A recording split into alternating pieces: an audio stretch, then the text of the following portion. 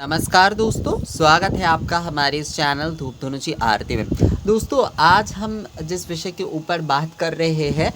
वो विषय एक्चुअली बहुत सारे लोगों ने मुझे बहुत बार जो है कहा है, मैं उनके साथ बात भी करता हूँ। मेरे परिवार के भी कई सारे लोग जो है इस विषय में मुझसे कई समय बात करते हैं और इस विषय ये एक जैसे कि बहुत मतलब एक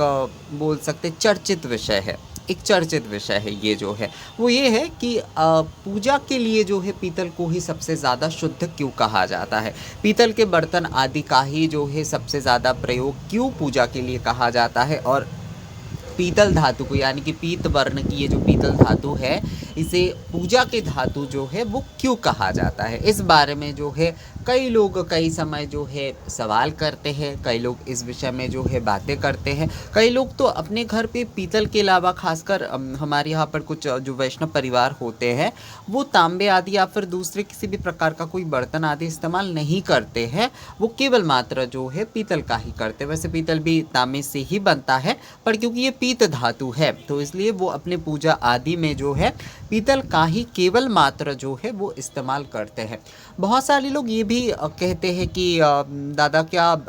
कांसे की पात्र इस्तेमाल नहीं किया जा सकता है, क्योंकि कांसा और पीतल एक तरीके से देखा जाए तो दोनों ही जो है मिश्रित धातु ही है। ये एक बहुत सही बात है कि दोनों ही जो है एक प्रकार से मिश्रित धातु ही है, पर पीतल को ज़्यादा शुद्ध माना गया है। कांसे का इस्तेमाल जो है, कांसे का जो इस्तेमाल है वो जैसे कि भोग आदि के लिए, मतलब भोग चढ़ा रहे हैं आप जो है कुछ पका हुआ भोजन आदि आप चढ़ा रहे हैं या फिर ऐसे ही जो है कुछ आप दे रहे हैं भगवान को भोग में, तो उसमें कांसे का थाली आदि का जो है इस्तेमाल किया जाता है। घृत आदि के लिए भी कई समय किया, खासकर कई जगह पर शिव पूजा में ये विधान है कि कांस्य पात्र में ही जो है घृत जो है वो देना चाहिए। कई प्रकार के हवन आदि किए जाते उसमें भी जो है कांस्य पात्र में ही घृत संस्कार आदि करने के विषय में कहा गया है। पर पूजा के लिए जब हम जो है धूप दीप आदि आरती के सामग्री मतलब आरती के लिए कोई पात्र आदि हो या फिर पूजा निवेदन के लिए कोई भी धातु के पात्र जब हम इस्तेमाल करते हैं तो उसमें पीतल को सबसे ज़्यादा शुद्ध माना जाता है। देखिए, पीतल जो बनता है वो असल में जो है तांबे से ही बनता है। तांबा और जस्ता जो है वो एक साथ जब मिश्रित होता है तब वो पीतल यानी कि पीत वर्ण के धातु बनते हैं। तो ये एक मिश्रित हो गया, यानी कि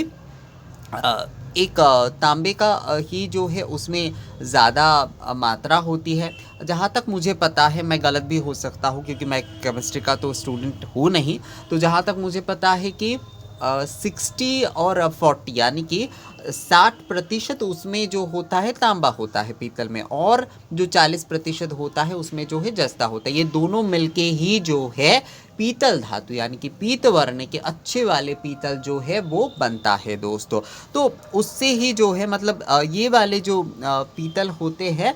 इससे ही जो है, वैसे पीतल में आजकल जो है कई सारे मिलावट आदि किए जाते हैं, कई सारे मिलावट आदि हो रहे हैं आजकल, पर शुद्ध तरीके से इस प्रकार से तांबा और जस्ता मिलाकर ही जो है पीत वर्ण की पूजा के जो पीतल हम इस्तेमाल करते पूजा धातु के रूप में पीतल वो बनता है दोस्तों। कांसे के बर्तन में जो है, कांसे का बर्तन एक तो ब्रोंज जो होता है मतलब एक ब्रोंज हमारे जो कांस्य, वैसे आप सुनेंगे कई समय जो है जो पदक आदि दिए जाते तो कहा जाता है ना कि कांस्य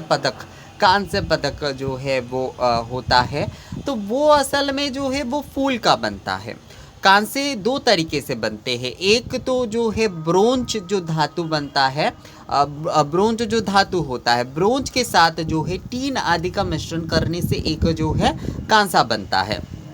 और दूसरा एक तरीके से बनाए जाते हैं जो कि तांबे को उसमें से जो रागे जो होते हैं, मतलब तांबे के जो लालपन होते हैं उसमें जो है ना, उसमें जो रागे होते हैं उसे जो है एकदम रिफाइन किया जाता है, उसमें जो है उसे एकदम जो है वाइट किया जाता है, सफ़ेद किया जाता है, तो उससे जो है कांसे की एक बर्तन बनता है। इसे ही मूल रूप से फूल के बर्तन कहते हैं। एक तो ब्रोंज और टीन के साथ कांसा बनता है, और एक जो है हमारी ये जो खाने आदि के जो खासकर जो बर्तन बनाए जाते हैं मतलब खाना परोसने के लिए जो भी सारे कांसे के बर्तन आपको दिखेगा, वो जो है इस प्रकार से तांबे को जो है बहुत रिफाइन ये करके जो है उसमें से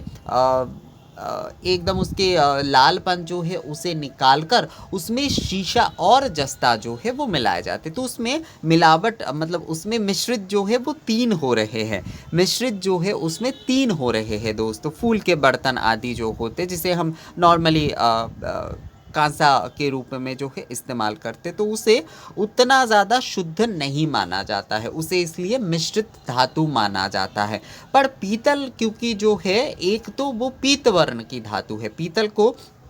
सोने का समान कहा गया है, सुवर्ण वर्ण होता है। देखिए ये वाले देखिए आप पीतल जो है ये देखिए एकदम सोने के वर्ण की तरह होते, पीतल के वर्ण जो होते हैं ना वो पीले होते, पीले वर्ण को बहुत शुभ माना जाता है हमारे हिंदू धर्म में जो है, पीले हर चीज़ को जो है बहुत शुभ माना जाता है, बहुत शुद्ध माना जाता है। हल्दी का जैसे कि हम लोग उपयोग करते, अग्निवर्ण क्योंकि हमारा शाग्निक कर्म है, सभी कुछ जो है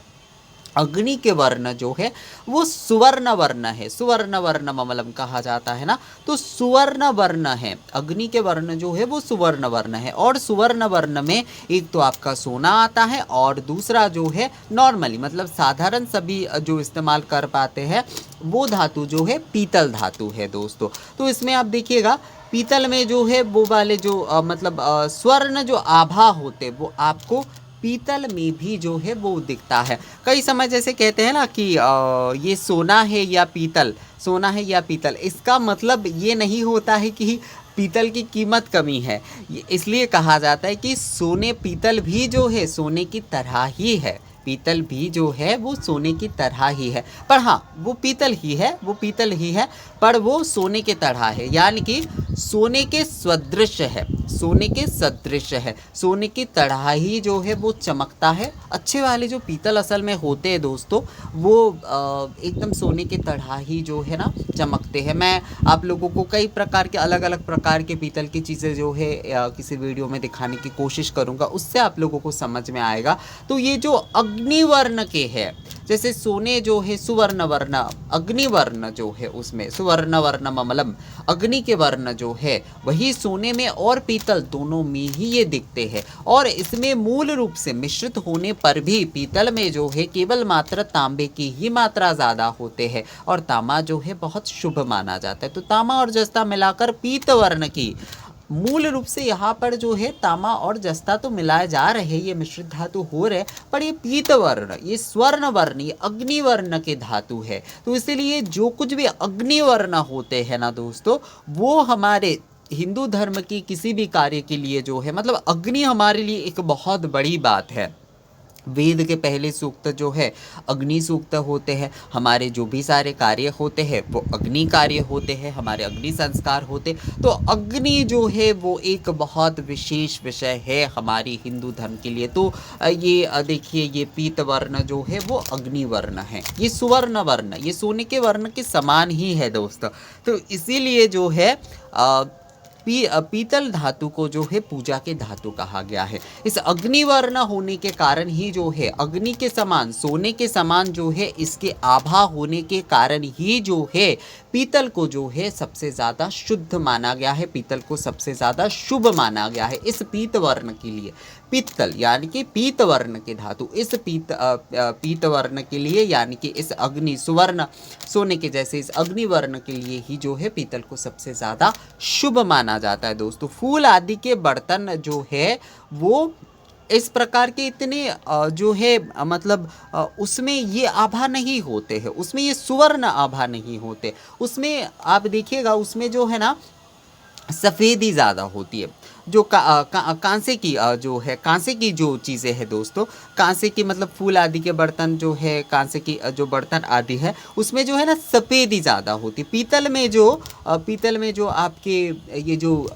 एक पीत वर्ण की आभा होती है, जो अग्नि वर्ण की जो आभा होती है वो कांसे आदि में नहीं होता है, उसमें जो है आपको एक सफ़ेदी दिखेगा। तो इसीलिए जो है कांसा मिश्रित धातु तो है ही, और उसके साथ साथ क्योंकि क्योंकि उसमें वो अग्निवर्ण की आभा नहीं है, तो इसीलिए जो है कांसा आदि को उतना जो है महत्व नहीं दिया जाता है। पीतल तांबे से बन रहा है, यानी कि तांबे की मात्रा ही उसमें ज़्यादा है, और साथ में जो है इसमें सोने की तरह ही जो है दिखने की, मतलब सोने की समान ही इसमें आभा है। ये जो है अग्निवर्ण के है, इसीलिए जो है पीतल को सबसे ज़्यादा शुभ माना जाता है, शुद्ध माना जाता है, और पीतल को इसलिए जो है पूजा के धातु माना जाता है। तो मूल अगर हम एक शब्द में इसे कहें तो पीतल जो है वो अग्निवर्ण सुवर्ण ममलम, यानी कि अग्नि के जो सुवर्ण वर्ण है वो पीतल की पीत धातु में जो है वर्तमान है। तो इसी पीत वर्ण की होने के कारण, इसी अग्निवर्ण होने के कारण जो है